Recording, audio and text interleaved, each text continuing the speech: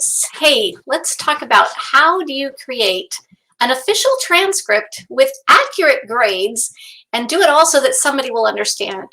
You see, parents of high school students need to create their records to accurately reflect their student, and it can be pretty intimidating at first.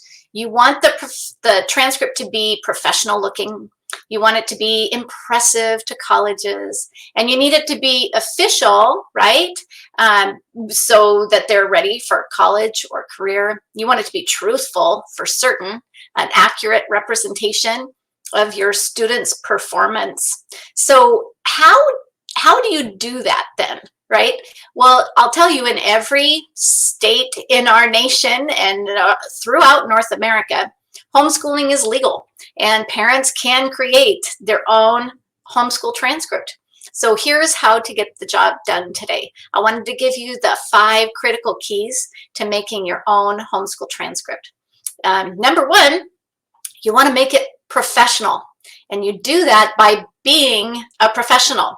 A professional transcript is one that's made by a professional home educator. So raise your hand if you take your job seriously. That makes you professional, and you can make your transcript.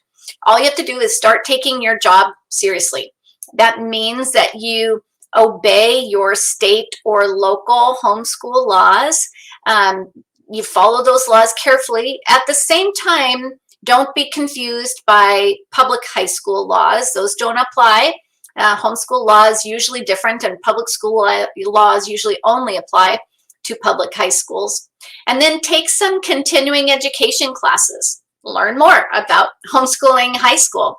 Learn more about creating records. Don't just guess at it, but embrace this as your chosen profession and get some on-the-job training, and that's what makes you professional. The next thing you do is you make it official.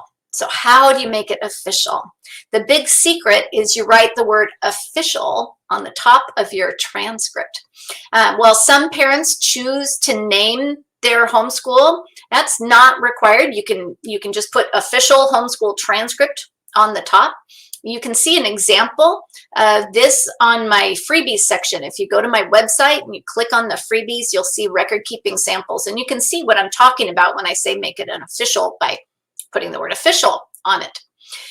Official does not mean accredited, but it's important to know that there are public high schools and private high schools across the nation that are not accredited any more than you are. So when somebody requests an official transcript, I don't want you to get that confused with an accredited transcript. It's, at this point, extremely rare for a college to require an accredited transcript. And then the third thing that you want to do is to determine grades holistically, whole person, not just with grades. Our homeschool grades should not be determined based just on tests. That's not accurate. There are things that teachers and schools have to do that are not necessary for us, but they have more students. That's why they need to do it. And so understanding the difference between increasing the love of learning in your student and improving student compliance and decreasing the workload on parents, that means grading holistically. Let me explain it another way. Teachers in schools, they have to create tests for literature so that they know that the student read the book. Homeschoolers don't have to do that. We can see the student reading the book in the living room, right? We see it with our own eyes. We can discuss it over dinner. We don't have to give tests on other subjects either. So give a grade or evaluation on each activity or project or performance, but that doesn't mean that you have to give a test for each of those things. And then you put a grade on the transcript that reflects every way that you have evaluated them in that subject. Or let me explain it this way. Your grades on the transcript are like a smoothie. You put in all the fruits, you hit frappe, and what comes out is a smoothie, right? And with grades, you put in all of the ways that you've evaluated and you hit frappe, and then what comes out is an accurate grade that was evaluated holistically, okay? Because you can ensure that the student learns the material before moving on, and that means they're guaranteed to get excellent grades or you would not have moved on. Do you see the logic there?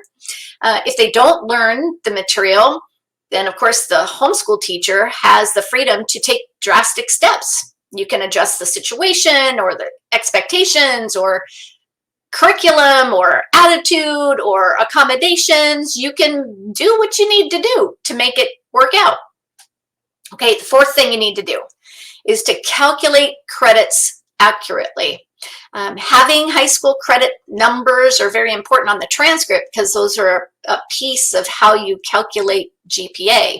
And the challenge with that is that different states have different credit values. So depending on your state, a whole class could be 1 credit or 10 credits or maybe 5 credits, sometimes 2 credits.